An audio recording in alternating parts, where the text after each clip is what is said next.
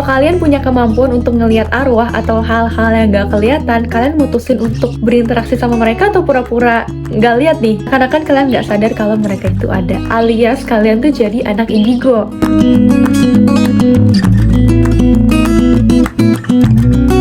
Nah, di buku ini, Rumah Misterius Gadis Indigo, karyanya Hana Natasha Heidi, kita tuh akan mengikuti seorang tokoh bernama Evelyn. Jadi Evelyn ini memang punya kemampuan khusus, yaitu indigo. Waktu dia lagi ada di kampus, dia sebenarnya ngelihat ada satu roh gitu. Cuma memang pada dasarnya dia kan gak mau berurusan sama hal kayak gitu. Jadi dia mutusin untuk pura-pura gak lihat dan berperilaku seperti biasa aja. Akhirnya Evelyn mutusin untuk ngobrol sama roh penasaran ini yang bernama Evira. Evira ini sebenarnya gak bermaksud jahat atau gimana ya. Evira tuh cuma minta tolong sama Evelyn untuk menjadi jembatan untuk menyampaikan sesuatu kepada orang yang masih hidup, yaitu seorang laki-laki bernama Raymond. Evelyn dan Evira ini surprisingly jadi sahabat gitu. Selama Evelyn lagi nolong Evira, mereka tuh selalu bersama-sama. Evira yang ngebangunin Evelyn untuk berangkat ke kelas, terus juga Evelyn yang ngedengerin Evira tentang permasalahan yang dia punya dan apa sih sebenarnya mau disampaikan ke Raymond. Tapi usut punya usut, ternyata tokoh Raymond ini merupakan cinta masa kecilnya Evelyn,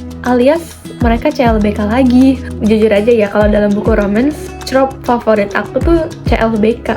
Karena setelah mereka selesai hubungannya dan ketemu kembali tuh udah kayak rasa-rasa spark gimana gitu yang bikin aku senyum-senyum sendiri dan ngarep-ngarep cemas mereka balikan atau enggak. Sebenarnya yang aku sayangkan adalah buku ini tuh nggak gitu ngebahas banyak mengenai tentang indigo itu, karena kan judul depannya adalah Rumah Misterius Gadis Indigo. Memang ada dibahas tentang rumah itu, tapi nggak gitu banyak, alias bukan poin penting dari buku ini. Karena poin penting dari buku ini sebenarnya adalah romance-nya Evelyn dengan si Raymond itu. Tapi di samping romance itu, bukunya juga ngangkat isu mengenai nakalan remaja, mengenai kesepian, dan juga bagaimana proses pendewasaan diri dari seorang remaja. Jadi aku rasa buku ini tuh cocok banget untuk dibaca di usia 20 tahun awal, karena banyak bercerita mengenai menavigasi diri sendiri untuk proses menuju kedewasaan, proses mandiri, dan mencari jalan hidup yang sesuai. Tokoh utama dalam buku ini ada 3, yaitu ada Evelyn, ada Evira, dan juga Raymond. Mereka semua ini tuh punya masa lalu, masa kecil, dan masa remaja yang bisa dibilang tidak kurang menyenangkan dan tidak mengenakan. Kita juga nyaksiin bagaimana sih proses mereka untuk bisa menerima itu semua dan sekarang jadi pribadi yang lebih baik lagi, sekaligus memilih jalan hidup mereka. Untuk romansnya sendiri, menurut aku romansnya tidak lebay, tidak dilebih-lebihkan atau dibuat-buatkan untuk seumuran mereka ya, karena kan mereka di sini udah kuliah dan juga udah lulus juga sepanjang jalan cerita. Dan romansnya itu diisi mengenai proses Evelyn dan juga Raymond saling mengenal satu sama lain kembali, membahas kembali apa yang terjadi di masa lalu mereka, apa yang terlewatkan, apa yang terlupakan, juga hambatan-hambatan yang mereka alami. Hambatan-hambatannya apa aku nggak bisa kasih tahu, pokoknya ya namanya hubungan pasti ada cobaannya gitu ya. Untuk gaya ceritanya sendiri, aku cocok-cocok aja, aku ngerasa nyaman dan ikut sama alur yang disajikan oleh penulisnya. Cuma memang di beberapa bagian aku ngerasa kalau setiap scene atau alur atau kejadian dalam buku ini tuh terlalu cepat, alias udah scene yang ini tiba-tiba langsung ke scene ini, langsung ke scene ini, jadi kurang bisa dieksplor lah kejadian tersebut. Aku rasa bisa lebih dieksplor perasaan tokohnya atau apa sih yang sebenarnya terjadi supaya aku bisa lebih ikut merasakan emosi dari tokoh-tokohnya. Ada hal unik juga yang aku temukan, yaitu mengenai profesi dari tokoh yang ada dalam buku ini.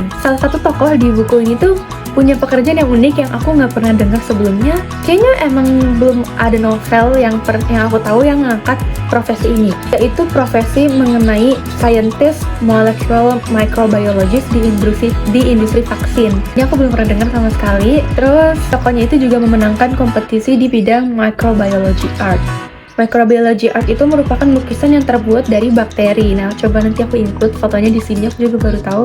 Which is very exciting. Aku rasa kalau pekerjaan tersebut bisa dieksplor lebih lanjut dan dijelaskan lebih lanjut, bakal menjadi poin plus banget di buku ini. Overall, aku suka dengan cerita yang ditawarkan karena isunya dekat dengan kehidupan sehari-hari. Kebimbangan dari setiap tokohnya bisa aku rasakan dan ngasih pesan khusus mengenai apa arti menjadi lebih baik lagi untuk diri sendiri. Overall, aku kasih buku ini 3,5 bintang dari 5 bintang.